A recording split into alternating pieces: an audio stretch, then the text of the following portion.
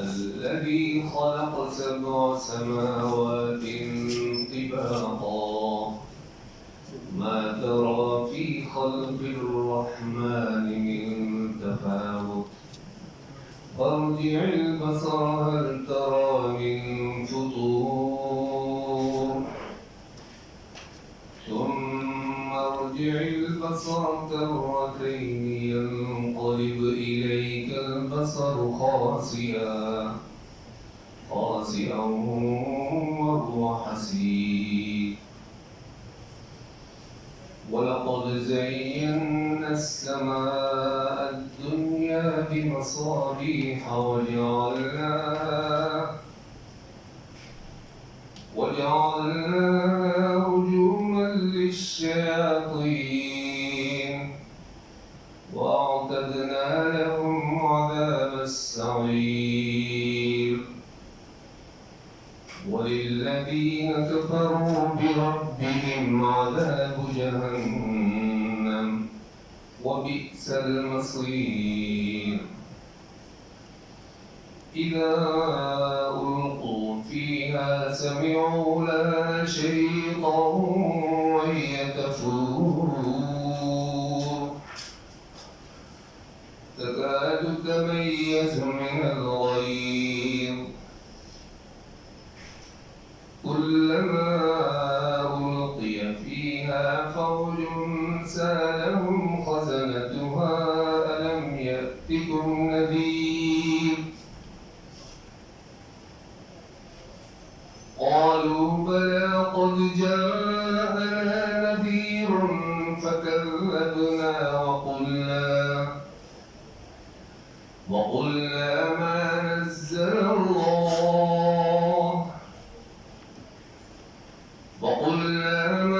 نزل الله من شيء إن أنتم إلا في ضلال كبير وقالوا لو كنا نسمع أو نعقل ما كنا في أصحاب السعير إن الذين يخشون ربهم بالغيب لهم مغفرة وأجر كبير وأسروا قولكم واجهروا به إنه عليم بذات الصدور ألا يعلم من خلق وهو اللطيف الخبير صدق الله العظيم.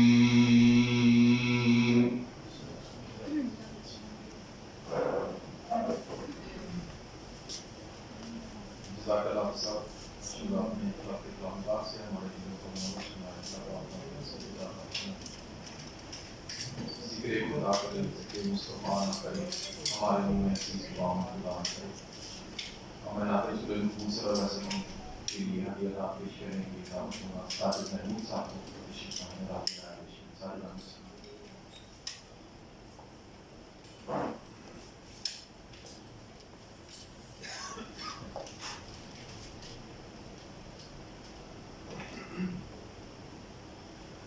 एक बात दुरूद शरीफ पढ़ लें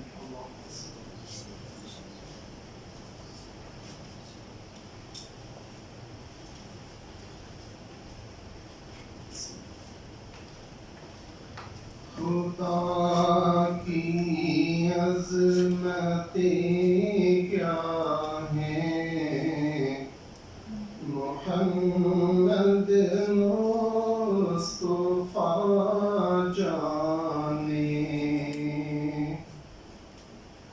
खुदा की अज़मतें क्या हैं मुहम्मद मुस्तफ़ा जाने मक़ाम मुस्तफ़ा क्या है मक़ाम मुस्तफ़ा क्या है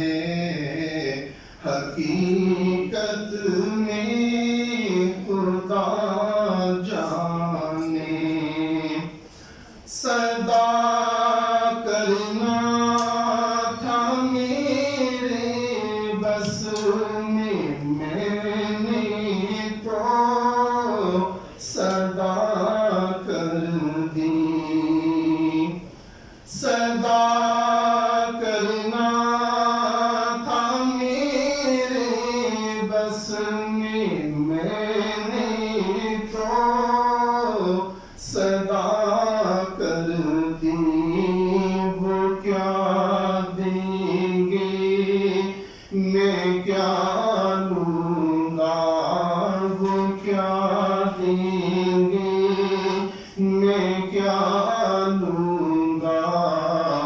सखी जाने गदा जाने, कहा जिब्रील ने सिदरा तलक मेरी रसाई है। कहा जिब्रील ने सिदरा तलक मेरी रसाई है कितनी मंजिलें आगे हैं, कितनी मंजिलें आगे। नबी जाने खुदा जाने, मेरी मदीने पाक की राह में बिछा देना। कहाँ ले जाएगी उसको मदीने की हवा जाने। गुलाम पंजतन हूँ मैं, मेरा वारिस अली वारिस। गुलाम पंजतन हूँ मैं, मेरा वारिस अली वारिस। जो मुश्किल आ पड़ी कोई, जो मुश्किल आ पड़ी कोई, तो फिर मुश्किल कुशा जाने। हमें तो सुर्ख रूह होना है आका की निगाहों में। हमें तो सुर्ख रूह होना है आका की निगाहों में। ज़माने का है क्या नासिर, बुरा जाने भला जाने। ज़माने का है क्या नासिर, बुरा जाने भला जाने। खुदा की अज़मतें क्या हैं, मोहम्मद मुस्तफा जाने। मक़ामे मुस्तफा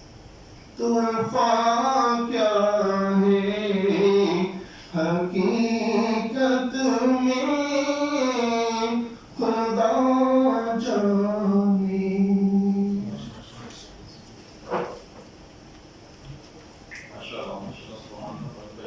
बहुत आपने खूबसूरत अंदाज में नाज़िल ज़रूर पेश की। हमने प्रोग्राम पर पढ़ाते हुए आज के प्रोग्राम में इसके लिए बेहतर ड्रेस के लिए नवाज करवा नाफ्रेस मिसाल के हिसाब से केवल ड्रेस के पीछे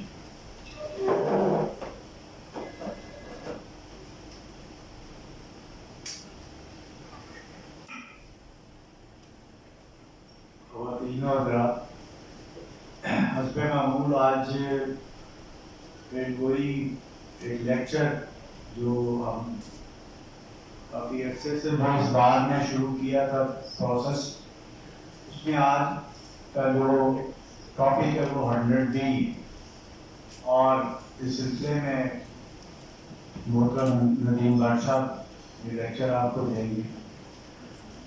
ख़वातीन और हज़रात, इसमें इस लेक्चर की अहमियत आहिस्ता आहिस्ता इसलिए भी बढ़ती चली जा रही है कि मुख्तलिफ कमिश्नर्स और चीफ कमिश्नर्स के साथ हमारी जो मुख्तलिफ इश्यूज़ के ऊपर जो मीटिंग हुई हैं, उसमें ये भी एक बात सामने आई, और इसमें हमारे बार मेंबरान ने हमें कुछ हमारे अपने तजर्बात की रोशनी में ये बात आई कि कुछ ऑफिसर्स जो हैं वो जो इनकम टैक्स ऑर्डिनेंस और सेल्स टैक्स एक्ट के जो सेक्शंस हैं उसको मिस इंटरप्रेट भी करते हैं, और इस नुक्ता निगाह से, और ये वो बात है जो तजर्बे से और दोस्तों ने हमें, हमारे मेंबरान ने हमें बताया,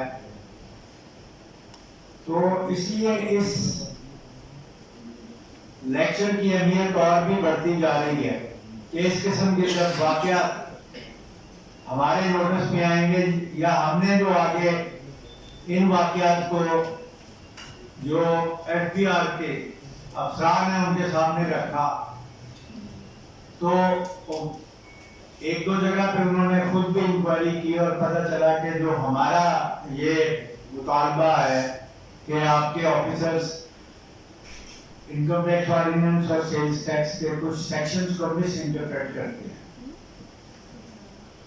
तो इस सिलसिले में ये आप दोस्तों के लिए और भी ज़्यादा ये बात अहम हो जाती है कि आप दोस्त ज़्यादा से ज़्यादा हमारे इस वीकली जो सेशन है उसमें आप शिरकत करें, ताकि जो जब आप अपनी प्रोसीडिंग्स के लिए ऑफिसर्स के सामने पेश होते हैं तो आप अपने केस को बेहतर तरीके से पेश कर सकें।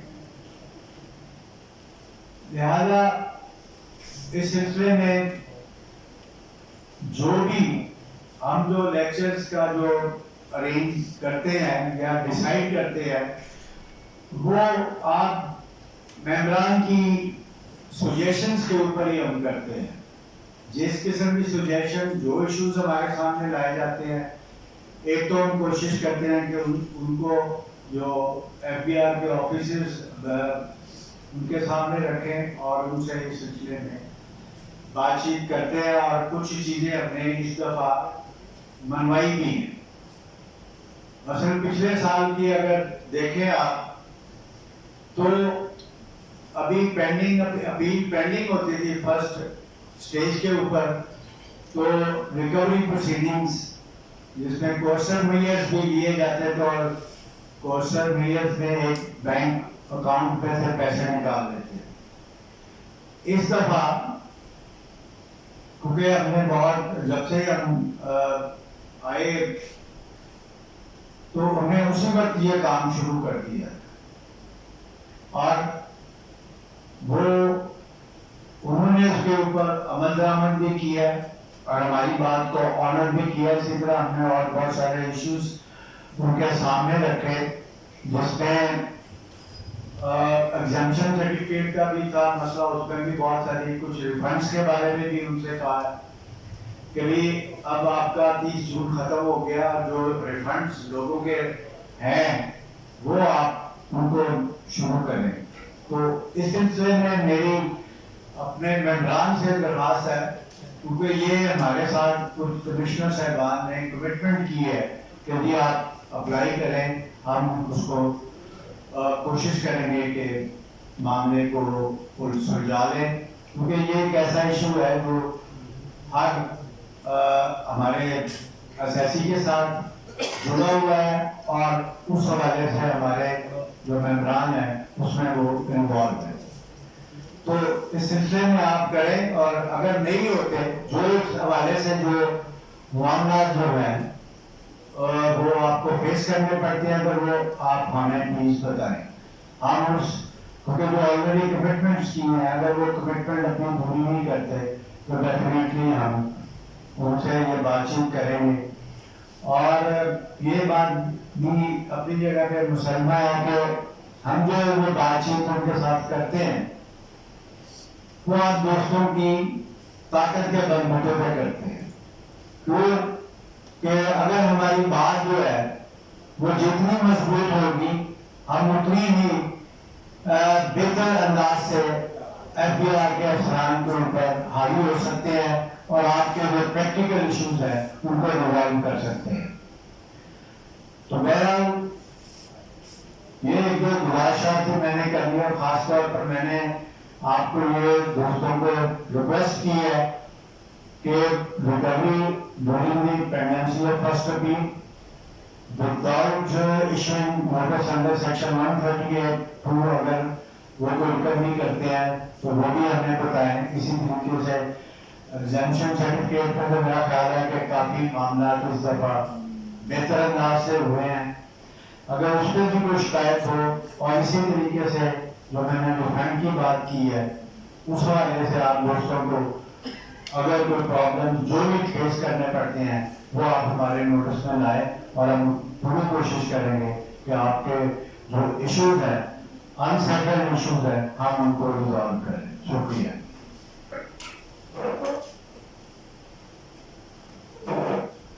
Thank you very much, Mr. President. जैसे कि आपको इल्म है, हमारा जो टॉपिक है वो section 100D of income tax ordinance 2001 है, और ये मेरी नज़र में बड़ा ही इम्पोर्टेंट सब्जेक्ट है। ये जो सेक्शन इंसर्ट हुआ था फाइनेंस एक्ट 2020 में 2020 में, इसमें फैसिलिटीज दी गई थी कि बिल्डर्स और डेवलपर्स को लैंड के परचेज करने के हवाले से भी और कंस्ट्रक्शन के हवाले से काफ़ी ज़्यादा फैसिलिटीज थी कि अगर लैंड के ऊपर है, क्योंकि मेन इसमें एक किस्म की एमनेस्टी थी कि आपको सोर्सेज की एक्सप्लेनेशन से जो थी वो छूट दी गई थी कि सेक्शन 111 अप्लाई नहीं होगा, लेकिन उसमें बहरहाल काफ़ी ज़्यादा इम्प्लीकेशन उसकी थी, पेचीदगियाँ उसमें थी कि किस तरह से अप्लाई नहीं होगा। वो सेक्शन प्लॉट की परचेज के या ज़मीन की परचेज के हवाले से भी था, कंस्ट्रक्शन के हवाले से भी था, ये दोनों चीज़ें थी। लेकिन काफ़ी ये कॉम्प्लिकेटेड सेक्शन था मेरी नज़र में, और कुछ दोस्त जो हैं वो उस पे मतलब ऐसा समझते थे कि ये काफ़ी डिफिकल्ट है, हमें इसमें नहीं अपने क्लाइंट्स को एडवाइस करना चाहिए कि इसको अवेल करें। लेकिन कुछ दोस्त कहते थे कि नहीं, चूँकि एक एमनेस्टी है हमें इसको अवेल करना चाहिए। ठीक है, लॉ में तो हमेशा कुछ ना कुछ लैकुनास एग्जिस्ट करते हैं, कोई भी लॉ मुकम्मल नहीं होता। मुकम्मल हो तो जाहिर बात है कोर्ट्स कहाँ जाएंगी, उनमें कोई ना कुछ लकूने होते हैं, फिर हम लोग कोर्ट्स में जो भी इसमें लकूने और उसको कोर्ट्स में लेके जाते हैं। लेकिन फिर भी मैं समझता हूँ कि ये बड़ी ही इम्पोर्टेंट एमनेस्टी थी, और इसमें काफ़ी लोगों ने, काफ़ी ज़्यादा लोगों ने इसको अवेल किया और इससे बहुत बेनिफिट उन्होंने लिया। बेशुमार बिल्डिंग्स बनी है, बेशुमार क्लासेस बनी है, बेशुमार रेजिडेंशियल हाउसेज बने हैं जो इसमें फॉल किया, और लोगों ने काफ़ी इस पर टैक्स के हवाले से जो है वो छूट हासिल की है। वो इसमें अब चूंकि पर्टिकुलर ये था कि इसकी जो लास्ट डेट है ना कंप्लीशन ऑफ प्रोजेक्ट्स की, मैं ज़्यादा नहीं डिटेल में जाना, जब मैं पढ़ता हमारे स्पीकर है ना उनकी डोमेन रहने में थोड़ा सा जस्ट आपको ब्रीफ करना चाह रहा था। वो 30 सितंबर 2023 है, लेकिन उससे पहले काफ़ी ज़्यादा प्रोजेक्ट कंप्लीट हो चुके हैं। फिर उसकी कंप्लीशन के हवाले से जो है ना कि आपने एक अपनी वर्क स्टेटमेंट में या बुक्स ऑफ अकाउंट्स में इनकॉर्पोरेट करनी है, तो वो कैसे करनी है डेफिनेटली उसके लिए हमें एक दूसरे से सीखना चाहिए। हम एक लेक्चर का इत्तेफाक इसीलिए किया कि कुछ दोस्तों को अगर ज़हन में कुछ कन्फ्यूजन हैं या कुछ बातें समझ कर नहीं आती, डेफिनेटली एक बंदा एक या दो मिले तो 11 हो जाते हैं, तो हम मिलकर उसको एक दफ़ा डिस्कस करें जो इनकम है वो कैसे इनकॉर्पोरेट बुक्स में की जानी है। फिर उसके बाद जो उसका प्रोसीजर था 100D का वो क्या है, किस तरह से मुझे छूट मिल सकती है कि नहीं मिल सकती, क्योंकि जैसे ही ये कंप्लीट हो जाएगा इसका टेन्योर, वैसे मैंने अभी लास्ट की 30 सितंबर 2023, उसके बाद श्योरली डिपार्टमेंट जो है वो इसको चेक करना शुरू करेगा और अपने जो है वो बच्चे आपकी तरफ बढ़ाएगा कि हम किसी तरह से काबू करें इन लोगों को जिन्होंने इंडस्ट्री वेल किया है। तो हमें अभी से अभी भी कुछ लोगों के प्रोजेक्ट्स कंप्लीट नहीं हुए, तो कुछ जो कुछ भी हम अभी भी कर सकते हैं सेफगार्ड अपने क्लाइंट्स के लिए, हम अभी भी मैं समझता हूँ कर सकते हैं। तो उस हवाले से हमने अपने नदीम भट्ट साहब जो कि हमारे रेगुलर माशाल्लाह स्पीकर हैं और बड़ी मेहनत से लेक्चर तैयार करते हैं, उनसे हमने रिक्वेस्ट की क्योंकि ऑलरेडी इस पे शायद पिछले टर्म में इस पे वो दे चुके हैं लेक्चर, तो मैंने इनको रिक्वेस्ट की कि आप दोबारा तशरीफ लाएं और दोबारा चीज़ों को दोबारा पेश करें। तो अब मैं मज़ीद वक्त लिए बगैर दरख्वास्त कर से तशरीफ लाएं और आज के लेक्चर को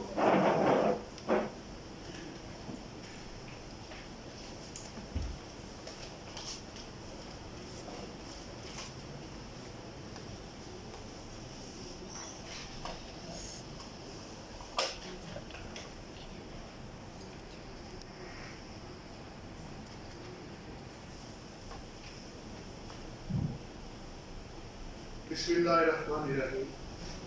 तमाम दोस्तों को हाजिर को अस्सलाम वालेकुम। आपको पता है हर सेशन में मेरा एक छोटा सा स्टैंडर्ड सेंटेंस होता है जो मैंने सब में कॉमन रखा हुआ है कि ये मिल बैठ के शेयर करने की तौफीक जो है, वैसे तो हर काम ही अल्लाह की मर्जी से होता है, लेकिन अगर आप नॉलेज शेयर कर लें तो इसमें इन्हेंसमेंट ऑलवेज रहती है। माँ के पेट से लेकर कब्र तक इंसान अगर एक सब्जेक्ट पढ़ता रहे तो वो भी वो उसको पूरा वो हासिल नहीं कर पाएगा। इतनी डेप्थ है, पूरा एक समंदर है।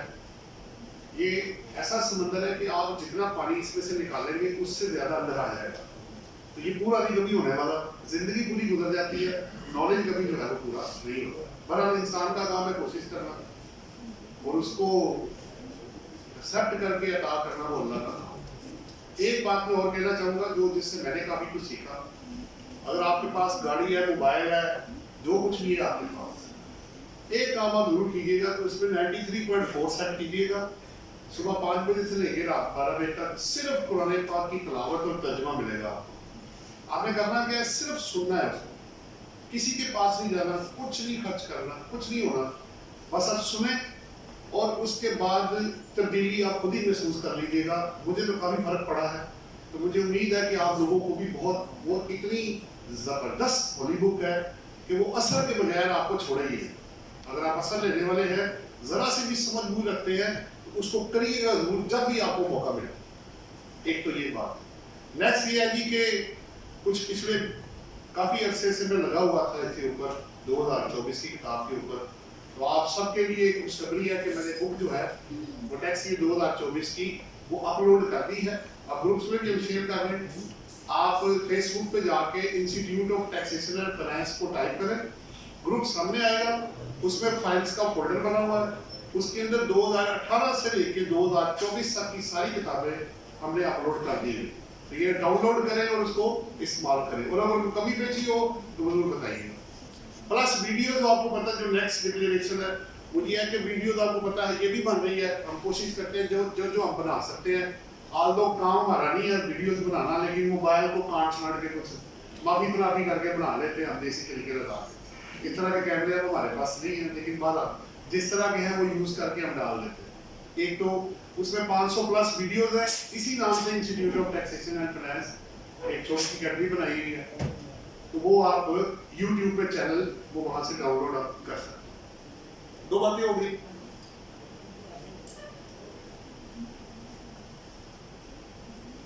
तीसरा आ गया जी अब 100D।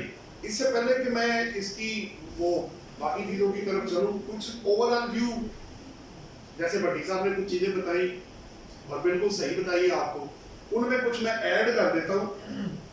एक्चुअली हुआ ये था कि जब कोविड आया था तो ये जब सब लोग सारी दुनिया घर में बैठ गई, इतना वो प्रेशराइज किया लोगों को उन्होंने कोविड ने।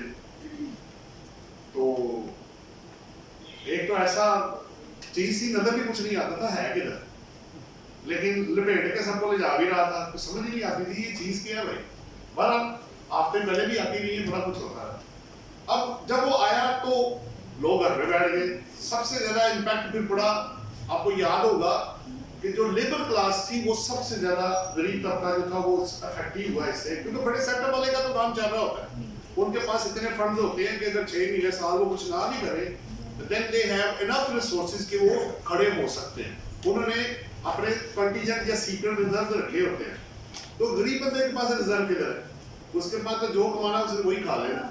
फिर उनके लिए उन्होंने क्या किया कि ये 100D निकाला कि आप बिल्डर और डेवलपर को कहा कि भाई आप बनाए रेजिडेंशियल, कमर्शियल और इंडस्ट्रियल बिल्डिंग, और उससे जो जितने एसोसिएटेड लोग हैं, चाहे वो सीमेंट है, ईंट है, रेत है, बजरी है, मट्टी है, लेबर है, सरिया है, तो नंबर ऑफ लोग इंडस्ट्रीज उससे एंगेज थी, तो उनको इंसेंटिवाइज करने के लिए उन्होंने कहा भाई आप 100 ही लें और इसमें पैसा लगाएं, जॉब्स क्रिएट करें और हम आपको टैक्सेस में छूट दे देते हैं।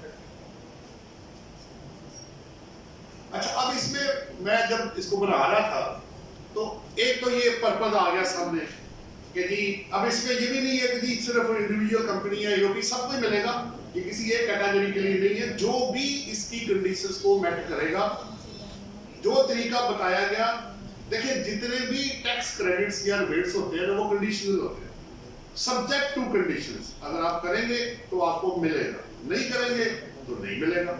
सो जो कोई भी इसमें आना चाहेगा, जो आ चुके हैं लोग, उनको उन्होंने ये रिलीफ दिया। बहरहाल प्रॉब्लम्स तो अपनी जगह पे है, वो मैं आपसे बाद में शेयर करूंगा। अब ये उन्होंने इंसेंटिव दिया। अच्छा, उसने कहा जी मैं अगर किसको मिलेगा, उसने कहा जी एक एक्सक्लूजन्स को निकाल के सबको मिलेगा जो कंडीशन मेट करेंगे। इसमें एक्सक्लूजन्स का सब सेक्शन अलग से गिवन है। जैसे अगर आपको याद हो कि एमनेस्टी जब भी आती है तो उसके अंदर एक्सक्लूजन दी होती है कि इन लोगों को ये वाला बेनिफिट अवेलेबल नहीं होगा, जिसमें पब्लिक सर्वेंट सबसे सरफरिस्त होते हैं। अगर आपने एक्सटॉर्शन से इलीगल मनी कमा के आए हैं तो वो भी नहीं इसके अंदर शामिल है, ठीक है। इसी तरह स्पेसिफाइड क्लासेस उन्होंने दी होती है या पर्सन दिए होते हैं या नेम्स दिए होते हैं जिनको वो अलाउ नहीं करते कि ये लोग ये बेनिफिट अवेल नहीं कर सकते। तो पहले आपको ये पता होना चाहिए ये किसको मिलेगा और किसको नहीं मिलेगा, वो ज्यादा जरूरी है। क्योंकि अगर आपकी लिस्ट उसमें चलेगी, नाम चला गया जिसको नहीं मिल रहा, तो आपका तो फायदा ही कोई नहीं बुरी तरह कुछ करने का। पहले तो मुझे पहला पॉइंट क्लियर करना है, क्या ये मेरे क्लाइंट को या मुझे, क्या मैं एंटाइटल्ड हूं to get benefit out of it. चले जी, ना हो गया तो वैसे ही फारग है, हाँ हो गए तो आप अंदर आ जाएंगे। अंदर आएंगे, दूसरा क्वेश्चन अब होगा अच्छा जी किसको मिलेगा, वो आपने बता दिया, किसको नहीं मिलेगा वो भी आ जाएगा। कब मिलेगा उसमें स्पेसिफाइड डेट है, 2019 से लेके ऑनवर्ड 2020 अब 7 उन्होंने दिए हैं। कैसे मिलेगा, होगा ये कि आप फिक्स्ड बेस टैक्स पे करेंगे, एरिया बेस्ड। तो लैंड में मेरा ख्याल है इसमें स्क्वायर यार्ड है और बिल्डिंग में स्क्वायर फीट है, वो आप कैलकुलेट करेंगे। कैलकुलेट करके वो टैक्स आपने जमा कराना है and it will be deemed as a final discharge of tax. आपकी प्रॉफिट में एक लिमिटेशन है कि आपने क्रेडिट जब लेना है तो जितना टैक्स, फर्ज करें मैं 10 लाख टैक्स जमा कराता हूं इसके अंदर 2 साल में 3 साल में जो भी मेरा टैक्स है मैं 10 लाख रुपए जमा करा देता हूं, तो 10 टाइम इसका 10 मिलियन बनता सीधा सीधा। मैं 10 मिलियन तक टैक्स क्रेडिट का टैक्स के मतलब प्रॉफिट जो मैं अकाउंट फॉर करना है वो 10 टाइम से ज्यादा नहीं होगा। लेकिन अगर आप ज्यादा करना चाहते हैं तो उसमें उन्होंने जो आपके हैं स्मॉल जो सस्ते आपके जो घर है आपके, उनके लिए उन्होंने रखा है नॉर्मल रेट रखा है, और उनके अलावा अगर आप ज्यादा लेना चाहते हैं क्रेडिट तो आपको 20% टैक्स जो है उसका जमा कराना पड़ेगा, तो आप ज्यादा का क्रेडिट भी बुक्स में अवेल कर सकते हैं। अच्छा, ये सारी अब करने के बाद क्या हुआ, इसको चल नहीं रहा, पहले तो चल गया था, जरा चेक कराओ, चलो मैं जुबानी अपनी। अच्छा, अब इसके 10 इसका सेक्शन एक ही है जी 100D है, जिसके 10 सब सेक्शन है, वो सारे इसके अंदर मैंने एडिट बना के बनाए हुए। फिर इसके रूल्स है नेक्स्ट, वो 10 है, वो 10 रूल्स अलग अलग, वो पूरी फाइल इसके अंदर वो भी पड़ी हुई है, 2 बातें हो गई। तीसरा फिर मैंने प्रैक्टिकल एग्जांपल जो है ना वो कहीं से मैंने ली है, वो बड़ी अच्छी है। अल्टीमेटली प्रैक्टिकल एग्जांपल हम देखेंगे 4, और फिर एंड पे इसके जो बेनिफिट्स है वो मैं पहले लेके आऊंगा कि अगर मैं इसको अवेल कर लेता हूं तो मुझे बेनिफिट्स क्या क्या मिलेंगे। कुछ तो मैं आपको जुबानी बता देता हूं। देखिए, जैसे भट्टी साहब ने बताया आपको कि आपको सोर्स प्रोब नहीं किया जाएगा, लेकिन कब, ये उन लोगों के लिए जो नया प्रोजेक्ट स्टार्ट करेंगे। अगर प्रोजेक्ट देखिए 2 ही तरह के प्रोजेक्ट हो सकते थे, या तो आप ऑलरेडी कर रहे हैं या आपने नया शुरू करना है, तीसरा बीच में है कोई नहीं। तीसरा कहां से आएगा, या तो आपने नया शुरू किया है या आप ऑलरेडी कर रहे हैं। इनकम्प्लीट प्रोजेक्ट है, उसमें उन्होंने सोर्सेज की 111 का बेनिफिट उन्होंने नहीं दिया, क्योंकि वो ऑलरेडी चाह रहा है। जो नया आप शुरू करेंगे तो उसमें 111 का रिलीफ आपको यानी सोर्स आपसे नहीं पूछा जाएगा, अगर आप इसकी कंडीशंस मेट कर देते हैं तो।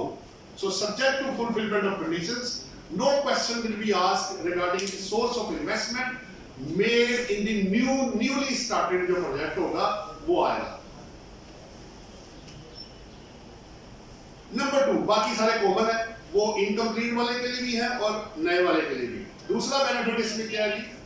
दूसरा बेनिफिट आपके पास आएगा कि अगर कोई कंपनी डिविडेंड डिक्लेयर करती है तो डिविडेंड पे विदहोल्डिंग टैक्स नहीं काटा जाएगा, वो 150 सेक्शन में एग्जेम्प्ट हो जाएगा। नंबर 3, इसमें वो लोग जो इन बिल्डर्स और डेवलपर से आगे फर्स्ट अलॉटी होंगे, पहला नाम उनका होगा, वो अगर इनसे खरीदेंगे तो उनसे भी सोर्स नहीं प्रोव किया जाएगा। यानी सेलर को तो दिया ही दिया, परचेजर को भी उन्होंने रिलीफ दे दिया कि आप भी देखें ना, पैसा तो मेरा लग गया, तो अगर लेने वाली कोई नहीं है तो मैं क्या करूंगा?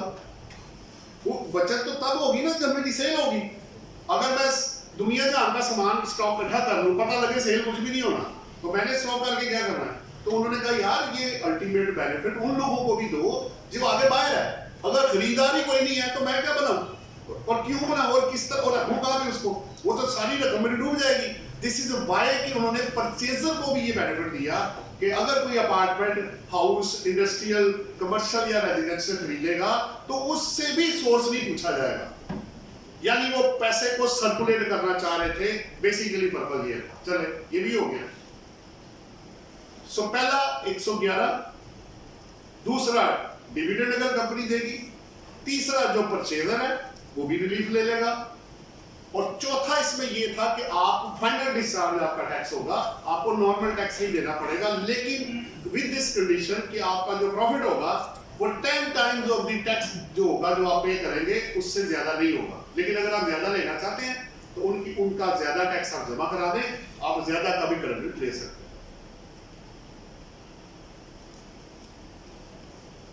अच्छा, अब और क्या चीज है? अब प्रोसेस कैसे होगा उस पर थोड़ी सी बात कर लेते हैं। या तो दूसरा सिस्टम ले लो या इसका उससे को कर दे, पहले तो चल गया था। यूएसपी तो नहीं मैंने लाया, इसके अंदर ही फाइल पड़ी हुई है, फाइल तो इसके ऊपर पड़ी हुई है। जरा चेक करो भी इसका करंट आ रहा है इसको चाहती है, ये तो मुझे सिस्टम ही बंद लग रहा है। अब देखो यहाँ पे दूसरा सिस्टम लगा, मैं तब तक तो करता हूँ बस जो मुझे सारा तुम्हारी याद है, तो इसका चलाओ इसको। अच्छा जी, अब इशू क्या है? शुरू किधर से करना है और पहुंचना किधर है? बेनिफिट्स तो आपको सामने आ रहे। सो पहला क्वेश्चन सबसे ये आएगा, क्या मुझे ये अवेल करना चाहिए? क्या मेरा क्लाइंट या टैक्स पेयर इसमें फॉलो करता है? अगर करते नहीं है तो फिर तो बहस करने की जरूरत नहीं है। चलो आगे इधर भी आ रहा है, ये स्टार्ट कर लेना इधर भी। हेलो, इधर मेरा स्क्रीन ऑन कर दीजिएगा। नंबर 1, पहला बात क्या हुआ, किसको मिलेगा ये हमने क्लियर कर दिया, किसको नहीं मिलेगा वो मैंने थोड़ा सा आपको बताया, पूरा सब सेक्शन आएगा। कब मिलेगा? 2019 से उन्होंने 19 में जो इनकम्प्लीट प्रोजेक्ट्स थे उनको भी वो आगे लाए और जो नए शुरू किए वो भी अंदर ले। अब मिलेगा कैसे? अब इसमें नए प्रोजेक्ट के लिए तो बड़ा आसान है, जो नया प्रोजेक्ट आप करेंगे जितना उसका एरिया होगा उसके हिसाब से आप टैक्स निकाल लेंगे। रूल्स के गिवन है 11th शेड्यूल के अंदर, 1 से लेकर 10 तक इसके सेपरेट रूल्स बने हुए हैं। ये आपके रूल्स 2002 के अंदर नहीं कवर्ड है, ये सेपरेटली उन्होंने दिए हुए हैं जो कि आपको इसमें 11th शेड्यूल में मिल जाए। अब इसमें जो नेगेटिव चीज है उसकी भी थोड़ी सी बात कर लेते हैं, फिर मैं आपको एक ऑर्डर में ले जाऊंगा। एक ओवरऑल व्यू मैं सिर्फ अभी आपका माइंड मेकअप कर रहा हूं, अंदर है क्या। अब सवाल ये है, जब आया था ये 2020 में, उस वक्त भी हमने सेशन इसमें किया था। अब फाइल मैंने अपडेट कर दी है नए लॉ के मुताबिक जो अमेंडमेंट्स की गई। इसके अंदर ना 2-3 जो बड़े टेक्निकल प्रॉब्लम्स थी ना, उसकी वजह से इसको ज्यादा लोग अवेल नहीं करता। नंबर 1, इसमें इनकम टैक्स के अलावा अदर लॉज की प्रोटेक्शन नहीं है। यानी अगर सेल टैक्स लगता है तो वो तो फिर आपको देना पड़ेगा, ठीक है, एक ये तो प्रॉब्लम इसके अंदर ये है। दूसरी बात ये है, क्या ये वैसे तो जो इलीगल मनी है वो तो अंदर आ ही नहीं सकती, लेकिन अगर कोई ऐसी ट्रांजेक्शन हो जाती है तो एंटी मनी आमला जो है, एंटी मनी लॉन्ड्रिंग का जो लॉ है उसका क्या बनेगा? वो क्वेश्चन आस्क करेंगे भाई ये पैसे कहाँ से आया आपके पास? अच्छा, अब आप कहेंगे जी इसमें सोर्स नहीं पूछ सकते, वो कहेंगे जी इनकम टैक्स में नहीं पूछ सकते।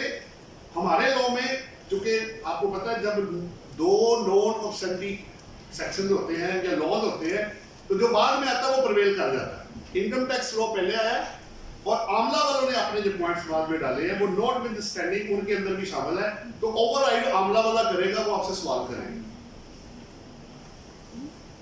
तो sale tax plus anti Amla और प्लस इसके अंदर जो नेक्स्ट था कि इसकी जो 150 चीजें इतनी कॉम्प्लिकेटेड थी कि उसको मैट करना बड़ा मुश्किल था। एक भी चीज की वजह से आप बाहर हो गए, मेरा मैप अप्रूव नहीं हुआ, मैं कंस्ट्रक्शन स्पेसिफाइड टाइम में नहीं कर पाया, मैं सेल स्पेसिफाइड टाइम में जो गिवन है परसेंटेज नहीं कर पाया, या मैं मोड ऑफ मनी उस तरह नहीं लेके आया जिस तरह उन्होंने कहा।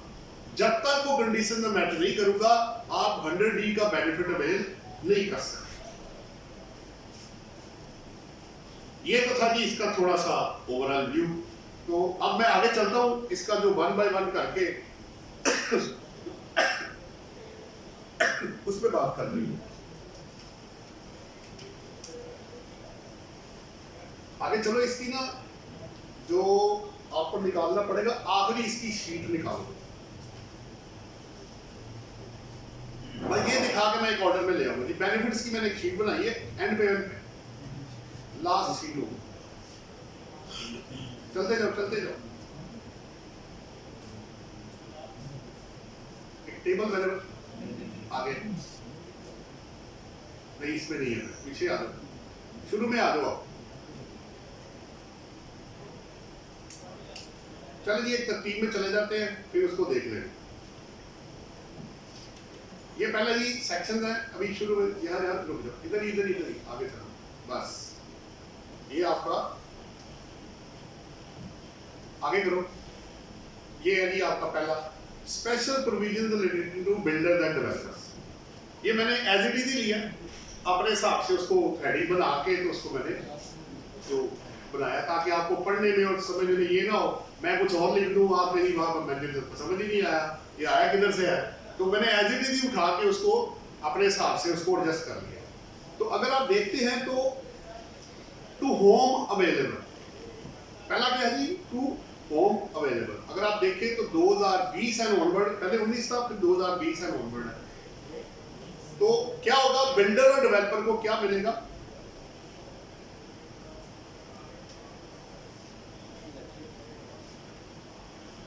प्रोजेक्ट बाय प्रोजेक्ट बेसिस पे आपको बिल्डिंग या प्लॉट सेल करने पे। अब दो तरह के प्रोजेक्ट है जो मैंने आपको भी बताया।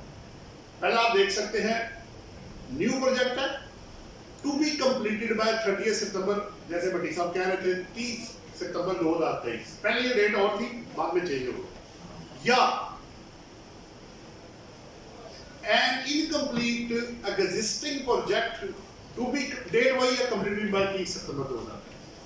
तो दो तरह के प्रोजेक्ट है, या तो आप नया शुरू कर रहे हैं या आप ऑलरेडी उसको चला रहे हैं, दो ही है, तीसरा बीच में आ नहीं सकता।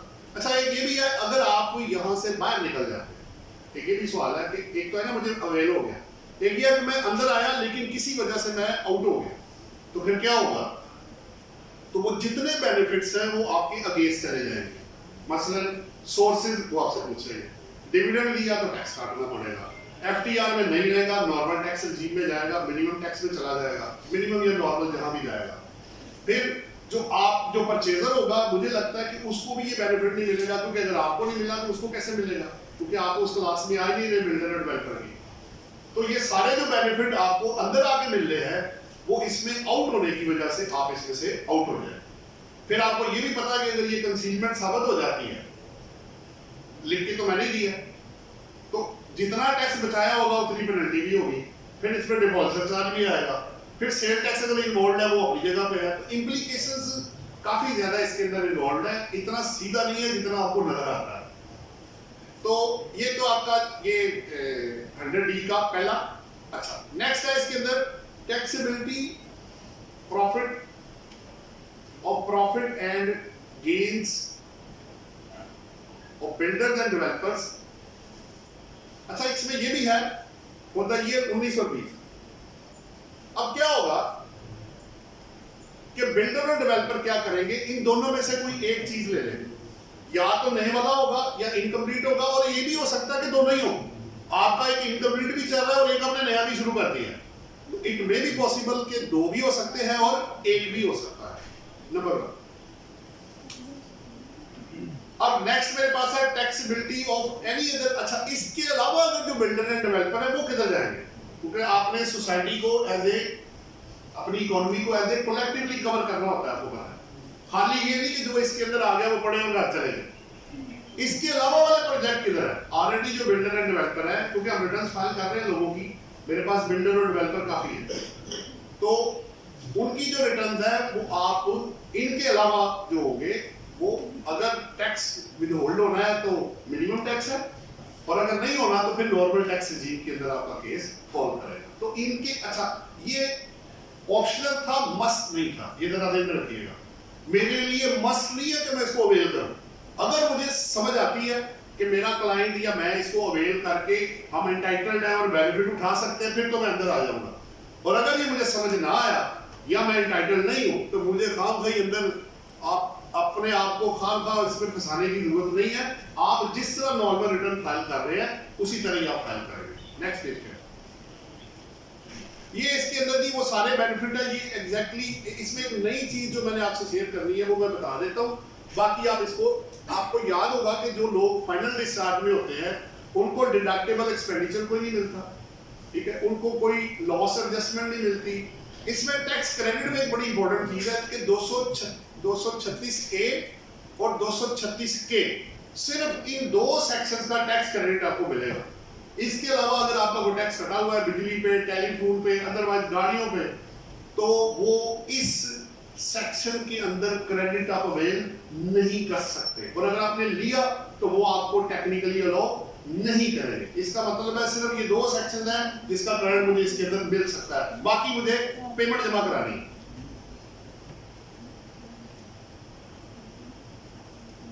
नेक्स्ट पेज पे आओ। 111 की, जैसे मैंने अभी बताया, उन्होंने आपको ये सब सेक्शन दिया 3, जो बता रहा है कि आप कैपिटल इन्वेस्टमेंट में, न्यू प्रोजेक्ट में क्या कंडीशन मेट करेंगे, तो आपको सोर्स जो है वो नहीं पूछा जाएगा। नंबर 1, बिल्डर एंड डेवलपर अगर इंडिविजुअल होगा तो पहला पॉइंट आपके सामने आ रहा है। देखिए, दो बड़ी सिंपल सी दो चीजें, आसान हो जाएगा। अगर मैं इसको वैसे पढ़ाने बैठ गया तो आपको डिस्टर्ब हो जाएगा, समझ नहीं आएगा। एक बंदे ने अगर एक बिल्डिंग बनानी है तो उसको चाहिए क्या? एक जमीन चाहिए और बिल्डिंग के लिए उसको पैसा चाहिए, तीसरा तो और कुछ है ही नहीं। बाकी अप्रूवल है वो अपनी जगह पे है, उसके बगैर तो मैं आगे जा नहीं सकता। तो 3 चीजें मुझे लाजमी चाहिए, और तीनों ही उन्होंने कवर की हुई है। जो पैसा मैंने जमीन के लिए लगाना है वो कवर्ड है, जो मैंने कंस्ट्रक्शन करनी है वो भी कवर्ड है। उसके अगेंस्ट जो पेमेंट्स होनी है, एक मैंने चीज अभी आपको नहीं बताई, एक और बेनिफिट भी इसके अंदर है कि आप जो परचेजिंग करेंगे सीमेंट और स्टील के अलावा, उसके ऊपर विदहोल्डिंग टैक्स भी आप नहीं काटेंगे। ये भी एक बड़ा अच्छा बेनिफिट है इसके अंदर। और सर्विसेज में 1-2 सर्विसेज को निकाल के बाकी जो डायरेक्ट सर्विसेज आप इसमें यूज करेंगे उस पे भी 153 सेक्शन में आपने टैक्स नहीं काटना। तो काफी सहूलतें भी उन्होंने इसके अंदर दी ताकि लोग इसमें पैसा लगाए। अच्छा, अब पहला जो पैसा है उसने ये कहा अगर आप इंडिविजुअल है तो आपके बैंक अकाउंट में डिपॉजिट होना चाहिए। मसलन अगर मुझे चाहिए, अज्यूम कर ले मुझे चाहिए 1 करोड़ रुपए, तो मैं 1 करोड़ रुपए बैंक में जमा कराऊंगा। अगर मेरी लैंड ऑलरेडी आ रही है तो लैंड अगर एओपी होगी तो आप एओपी के नाम ट्रांसफर करेंगे, कंपनी होगी तो कंपनी के नाम, आप होंगे तो आपके नाम अगर होनी चाहिए। तो टाइटल उसके नाम आएगा जो बिजनेस करेगा। आसान लफ्जों में, जिसने बिजनेस करना है, जिसने 100D अवेल करना है, उसके नाम पे टाइटल होना चाहिए। नहीं है तो ट्रांसफर करें, ये कंडीशन है। दूसरा, अगर लैंड है वो टाइटल जैसे मैंने आपको कहा वो आप ट्रांसफर करेंगे। नेक्स्ट पेज पे आओगे। अगर आप कंपनी या एओपी है, तो उन्होंने बड़ा क्लियरली बताया कि अब आप एक तो अच्छा इसमें दो जरा टेक्निकल पॉइंट्स हैं। नंबर 1, एक तो ये कि इसमें उन्होंने क्रॉस चेक से अमाउंट ट्रांसफर मांगी, कैश डिपॉजिट नहीं मांगा। जो बैंक में पैसा जमा होगा, पिछले वाले में ऐसे नहीं थे, इंडिविजुअल में आप कैश जमा करा सकते थे। यहाँ पे जो डिपॉजिट है क्रॉस चेक के थ्रू आपने अकाउंट में एओपी या कंपनी के अकाउंट में क्रॉस चेक आपने जमा करवाना है। इसका मतलब है पहले बैंक अकाउंट में पैसा होगा तो वहीं से क्रॉस चेक करेगा तभी इधर आएगा। दूसरी बात, टाइटल कंपनी और एओपी के नाम पे आएगा, डेट इसमें स्पेसिफाइड है, वो आप चूंकि टाइम गुजर गया उसका, ये उस वक्त था। फिर ये जो भी एओपी और कंपनी होगी, ये सोल ऑब्जेक्ट के साथ कि वो बिल्डर और डेवलपर के तौर पे काम करेगी, उनकी रजिस्ट्रेशन होगी। जैसे कंपनी में सिंगल क्लॉज ऑब्जेक्ट होता है कि हम बिल्डर और डेवलपर के तौर पे काम करेंगे, इसके अलावा कोई ऑब्जेक्टिव नहीं होगा। इसको अवेल करने के लिए यही काम करना पड़ेगा और इसी तरह ही करना पड़ेगा और इसी स्पेसिफाइड टाइम के अंदर करना पड़ेगा। आगे चलो। इसके बाद ये प्री कंडीशन, अब लिमिटेशन लगनी शुरू होगी। आप एक प्रिस्क्राइब फॉर्म होगा जिसके ऊपर आप लिख के देंगे क्या क्या आपके पास है, किस किस तरह है, वो आप उसमें ऑनलाइन फाइल करेंगे। नंबर 1। फिर कंप्लीशन टाइम मैंने आपको बताया, वो बिल्डर के लिए उन्होंने 30 सितंबर 2000 इसकी अप्रूवल भी लेनी है जी मैप्स की, जहां जो लेस्को कह रहा हूं, जो वार्डा आपका बस नेस्पाक या एलडीए वाले जो भी एप्लीकेबल है, उससे जाके आपने अप्रूवल्स लेनी है। फिर इसमें एक और कंडीशन है कि अगर आप जो अकाउंट्स हैं आपके, उसमें उन्होंने ये भी लिखा हुआ है कि डेवलपर, दो केसेस है, एक बिल्डर है एक डेवलपर है। डेवलपर के लिए उन्होंने ये कहा है कि आपने 50% तक बुकिंग करनी है स्पेसिफाइड टाइम तक और 40% तक पैसा आपके पास आ जाना चाहिए। अगर आपके पास पैसा आएगा उस स्पेसिफाइड डेट तक तो तभी आप अंदर आ सकते हैं, वरना वो आपको अंदर नहीं आने देंगे। अप्रूवल आपके सामने आ गई। आगे चलोगे, ये आगे आ गया जी आपका 111 शैल नॉट अप्लाई। अब ये वही है जो मैंने आपको बताया था, फर्स्ट जो परचेजर होगा, जो पहला परचेजर होगा, उसको 111 से छूट मिलेगी। उसके पास पैसा कहां से आया, लेकिन उसको इनकम टैक्स से छूट है, अदर लॉस से छूट अवेलेबल नहीं होगी।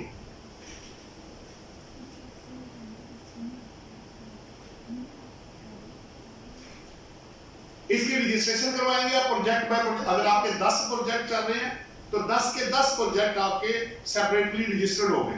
आप बिल्डर के तौर पे रजिस्टर्ड होंगे या डेवलपर, और अगर आप दोनों ही काम कर रहे हैं तो 2 आपको फॉर्म्स फाइल करने पड़ेंगे, एक बिल्डर का और एक डेवलपर का। आगे चलो नेक्स्ट पेज। अब आपसे सोर्स नहीं पूछा जाएगा, आप कंस्ट्रक्शन कंप्लीट करेंगे स्पेसिफाइड टाइम में, पैसा लेकर आएंगे और उसकी कंप्लीशन करके आप ऑब्वियसली उसकी रिपोर्टिंग करेंगे। आगे चलो। लैंड की प्राइस कैसे निकालनी है, इसके अंदर उन्होंने 2 चीजें आपको बताई है।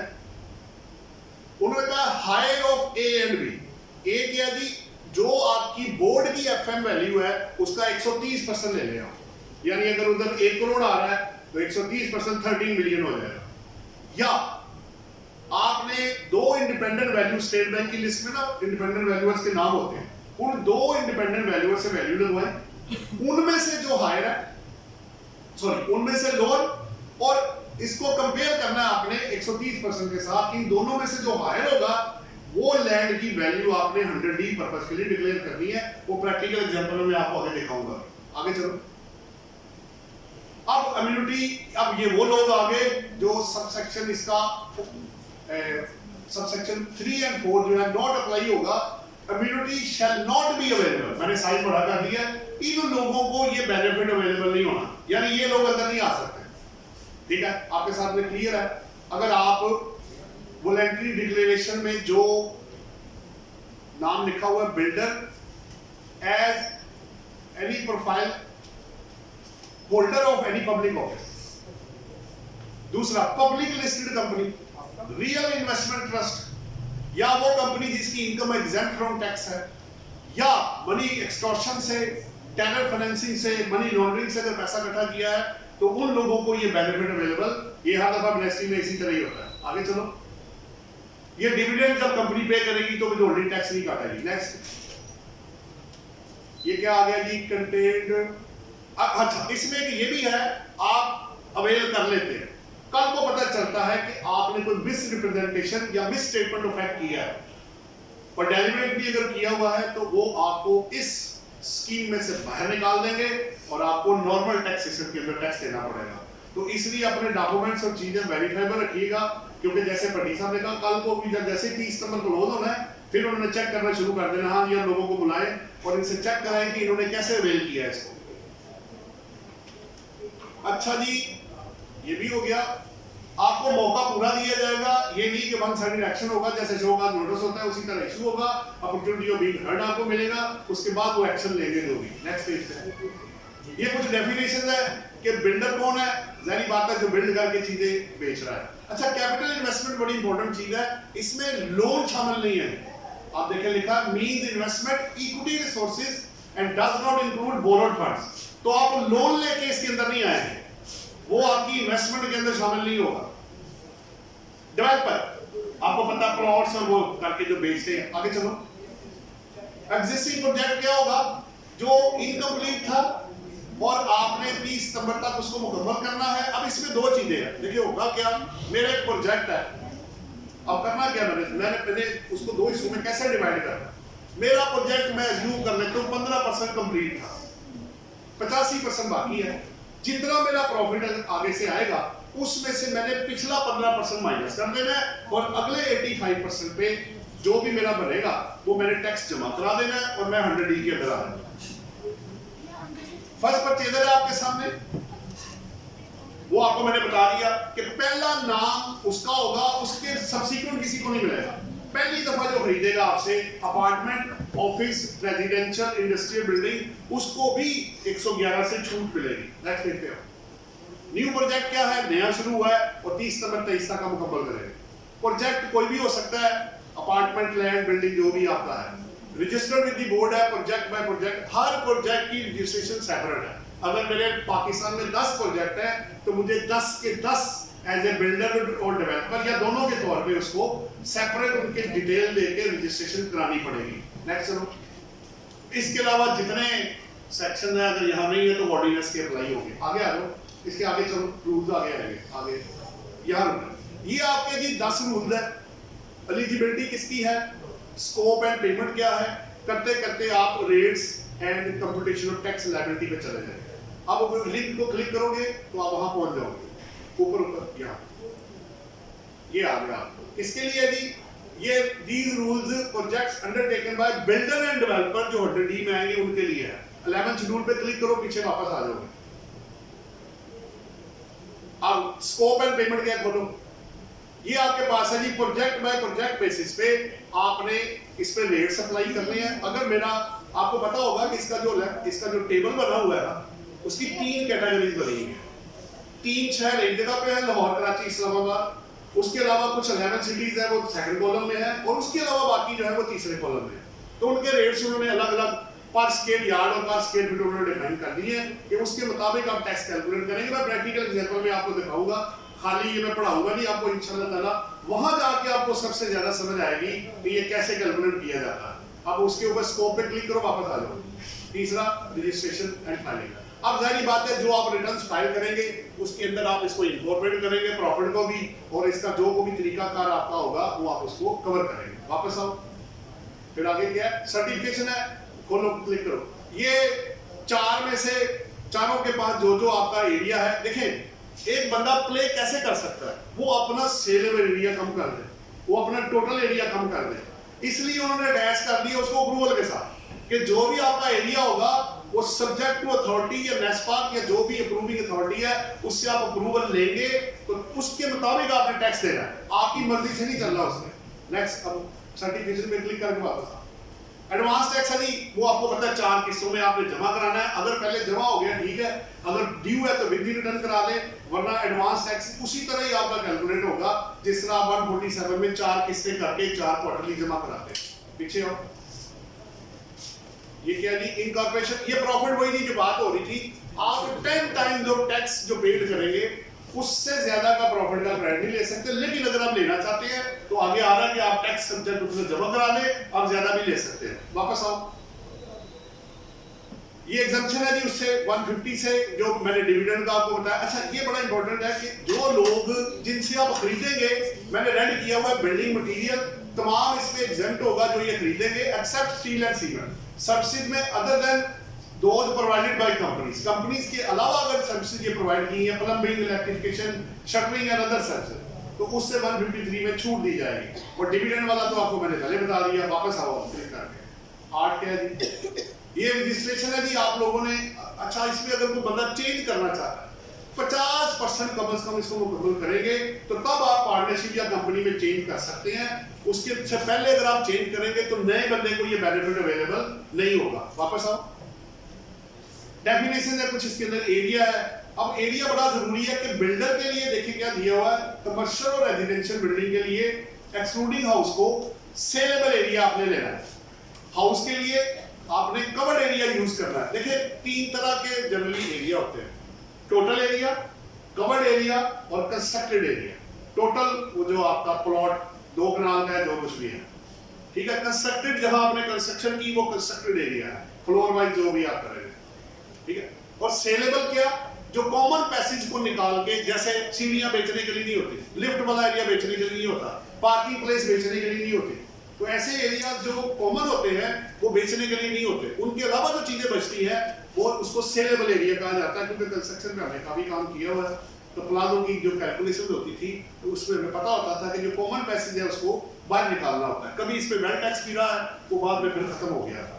और दूसरा जी डेवलपर के लिए क्या यूज करना है, land area of the project जो होगा वो टोटल लैंड एरिया, उसमें वहां टोटल वर्ड यूज किया है। सो बिल्डर के लिए अलग है और डेवलपर के लिए अलग है। आगे चलो,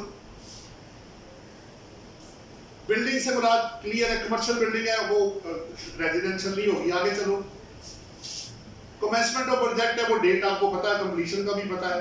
अगर आपको कोई डिले हो रहा है किसी सर्टिफिकेट लेने में तो 30 डेज का टाइम आपको दिया जाएगा, तो उसको भी वो एंटरटेन, जैसे आप डिले हो जाता है किसी पार्ट पे तो थोड़ा सा टाइम उन्होंने रखा हुआ है। नेक्स्ट पेज पे आओ, कंप्लीशन ऑफ प्रोजेक्ट वो डेट आपको पता लग गई है और उसकी कंप्लीशन के आपने स्पेसिफाइड परसेंटेज और डेट के हिसाब से कंप्लीशन आपने सर्टिफिकेट लेना है रेलेवेंट अप्रूविंग अथॉरिटी से। आगे अच्छा इसमें एक आप लो कॉस्ट हाउसिंग प्रोजेक्ट्स हैं, ठीक है, जो इंपॉर्टेंट है इसके अंदर। यूनिट भी ये ठीक है। आगे चलो, बाकी उसी तरह ही है। आगे रेट्स आएंगे, आप 100D के रेट्स आगे गिवन है, टेबल देखो। ये है जी आपके, अगर आप बिल्डर के देखते हैं, मैंने जैसे कहा था पहला जो कॉलम है वो एरिया आपका स्क्वायर फीट या स्क्वायर यार्ड है। कराची, लाहौर, इस्लामाबाद 3 सिटीज इस तरफ है, 11 सिटीज आगे हैं और उसके अलावा अर्बन एरिया उन्होंने अलग से बता दिया है। बिल्डर का अब जैसे जैसे आगे जाएंगे रेट कम होता जाएगा। सबसे जो मेन सिटीज है वहाँ रेट सबसे ज्यादा होगा। पहला रेट आप देखिए 230, फिर 230 है, ये सब में फ्लैट गया है। अगर आप नीचे आते हैं तो आपको 80, 65 और 50 हो गया। इसी तरह आगे आओ, फिर आपका डेवलपर के लिए और इंडस्ट्रियल के लिए सबसे रेट कम है जी, लेकिन वो स्क्वायर यार्ड के हिसाब से है और सबका फ्लैट उन्होंने दिया हुआ। अच्छा अब इससे बाहर निकलो और एग्जांपल में ले आओ, इसको मिनिमाइज करके ना बात दूसरी खोलो, इसको बंद कर दो ना, वो नीचे वाली बात ये खोलो, इसको मैक्सिमाइज कर देना। ये जी प्रैक्टिकल 4 एग्जांपल बनाई गई है। आपका ना वो सारी चीजें निचोड़ के ना इन नटशेल शॉर्ट करके तो इस एग्जांपल के अंदर चला गया। पहला देखें कैपिटल इन्वेस्टमेंट है, मुझे पैसा चाहिए, cash invest transferred by the, ये बेसिकली ऊपर देखिए एग्जांपल 1 है tax on builders, corporate sector के लिए फॉर न्यू प्रोजेक्ट्स। कौन सा, एक कहां बनाना है मैंने, कमर्शियल बिल्डिंग में बना रहा हूं लाहौर में और रेजिडेंशियल बिल्डिंग बना रहा हूं कराची में। तो क्या हुआ, मुझे कैश चाहिए, आप कह रहे हैं जी 5 मिलियन है जी इधर और 3 मिलियन उधर, अज्यूम किया गया। लैंड इन स्क्वायर यार्ड है, transferred by the share holder. अब कैसे होगा, 130% वैल्यू ली और उसको वो दूसरे जो आपके वैल्यूअर थे उनसे कंपेयर किया तो वैल्यू बाहर आ गई 50 लाख रुपए और 30 लाख रुपए। मुझे टोटल इन्वेस्टमेंट कितनी चाहिए, 1 करोड़ रुपया मुझे लाहौर में चाहिए और 60 लाख रुपए मुझे चाहिए कराची के अंदर। अब सेल प्रोसीड कितनी है, अज्यूम किया गया सारा डाटा, 14 मिलियन में मैं बेच रहा हूं लाहौर में और कराची में मैं 9 मिलियन का बेच रहा हूँ। प्रोजेक्ट की लाइफ क्या है वो भी इंपॉर्टेंट है, 2-2 साल हमने अज्यूम किया। अगले पेज पे आओ। अब एरिया इन स्क्वायर फीट क्या है, 3000 इसका और 3000 उसका हमने अज्यूम किया है। अब रेट्स पर स्क्वायर फीट क्या है, 250 रुपया लाहौर में और 80 रुपए है कराची में। टैक्स लायबिलिटी होगी प्रोजेक्ट क्या बनेगी, D इंटू ई, यानी ये एरिया मल्टीप्लाई बाय जो रेट है, यानी 3000 मल्टीप्लाई बाय 250, 7.5 लाख रुपए मेरा बन रहा है लाहौर में और 2,40,000 मेरा बन रहा है कराची में। अब एनुअल टैक्स लायबिलिटी क्या आएगी, क्योंकि 2 साल की लाइफ है तो इसको 2 पे तकसीम कर दे तो आधा आपका एनुअल टैक्स लायबिलिटी आ जाएगी। क्वार्टरली इंस्टॉलमेंट क्या है, इसको 4 में तकसीम कर दे तो क्वार्टरली आ जाएगा। नेक्स्ट क्या है, लिमिट ऑन मेरे प्रॉफिट में क्या है, जितना मैंने टैक्स दिया 7.5 लाख दिया तो 75 लाख तक मैं करंट ले सकता हूं लाहौर में और 24 लाख तक मैं ले सकता हूं कराची में। मेरा एक्चुअल प्रॉफिट कितना है, 40 लाख है लाहौर में और 30 लाख है मेरा कराची में। तो लाहौर वाला तो कम है, कराची वाला ज्यादा आ रहा है, तो मैंने कम वाली क्रेडिट लिया है। अगर वो ज्यादा लेना चाहता है तो इस पे टैक्स एडिशनल जमा करा ले तो वो ले सकता है। अब फायदे क्या है इसके अंदर, 111 सोर्स नहीं पूछा जाएगा 10 मिलियन और 9 मिलियन का। दूसरा, डिविडेंड पे करेंगे एग्जेम्प्ट हो जाएगा। तीसरा, 111 जो फर्स्ट परचेजर होगा उसको भी मिलेगा। एफटीआर में आपका केस आएगा और विद होल्डिंग से आपको छूट मिलेगी। नेक्स्ट पेज पे आओ। ये दूसरी एग्जांपल है इन ये न्यू प्रोजेक्ट के लिए, डेवलपर के लिए सारा कुछ उसी तरह ही है। अगले पेज पे आओ। तरीकाकार वही अडॉप्ट करके तो इसमें हमने उसी तरह इसको सॉल्व करके आपको दे दिया, आप इसको देख सकते हैं। नेक्स्ट है इनकम्प्लीट वाला, देखो ये इनकम्प्लीट वाला जो है तीसरा वो देख ले, बाकी फिर आपका हो जाएगा। अच्छा, अब यहाँ पे ना इनकम्प्लीट में 2 चीजें बड़ी इंपॉर्टेंट। एक वो देखिए मैंने रेड किया हुआ है अंदर, आपको 111 से छूट नहीं मिलेगी। अगर आपका प्रोजेक्ट इनकम्प्लीट था और उसको आपने मुकम्मल अब करने जा रहे हैं तो उसमें सोर्सेज पे आपको छूट नहीं मिलेगी क्योंकि वो ऑलरेडी चल रहा है, वो आपको नहीं देगा। वो कहेगा आप कमा के खुद ही खर्च करो भाई। नया प्रोजेक्ट डालेंगे तो तब आपको उसके सेक्शन में लिखा भी हुआ है कि नए प्रोजेक्ट के लिए 111 नहीं लगेगा, उसमें इनकम्प्लीट का कोई जिक्र नहीं है। एक तो पॉइंट ये है। दूसरी बात ये है कि ये प्रोजेक्ट पीछे से चलता हुआ आ रहा है, हमने इसमें अज्यूम किया। अगर आप प्रॉफिट देखें, मैं आपको दिखाता हूं इसके अंदर 7,50,000 आपको जी में नजर आ रहा है। आगे देखे मैंने उसको रिड्यूस कर दिया है कि अज्यूम किया है कि आपकी परसेंटेज जो पीछे थी वो 10% थी, तो 10% माइनस करके 90% लेके 7,50,000 की जगह 6,75,000 जो मेरा प्रॉफिट है वो इसके अंदर आएगा। अच्छा, इसके मुताबिक इसका 10 टाइम लिया, बाकी सारा उसी तरह ही है। सिर्फ आपने एडिशनल जो प्रॉफिट आना है उसका 10 टाइम्स तक आप करंट ले सकते हैं और उसी पे टैक्स आपने देना है उसके मुताबिक। आगे चलो, इसी तरह आगे जाके जी दूसरे वाला है। ये मैंने कोशिश की कि आपको सेक्शंस, रूल्स, उसका जो शेड्यूल 11 था और प्रैक्टिकल एग्जांपल के साथ अटैच कर दूं ताकि आपको ये चीज समझ आ जाए। फिर भी अगर आपका कुछ क्वेश्चन अगर बाकी है तो आप मेरे साथ वो कर सकते हैं।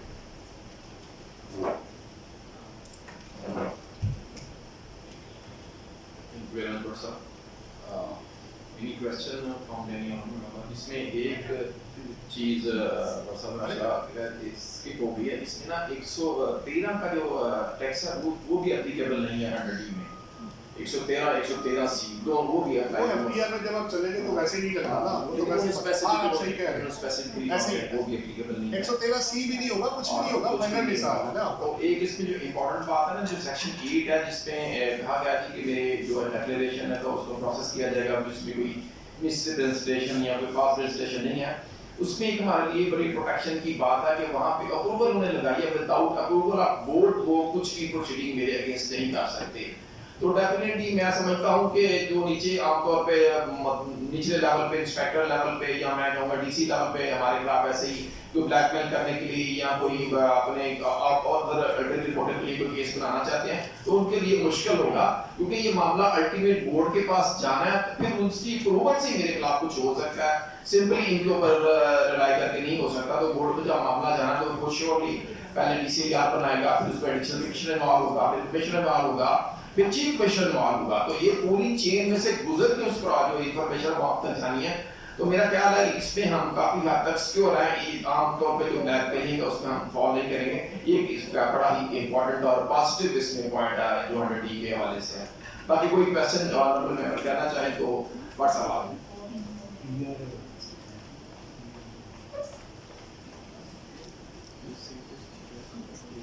हाँ जी, वो जो शेयर टैक्स है वो तो देना पड़ेगा ना, वो एप्लीकेबल, उससे छूट नहीं है इसके अंदर, इसमें सिर्फ इनकम टैक्स ही, बाकी अदर लॉस से नहीं। सवाल है।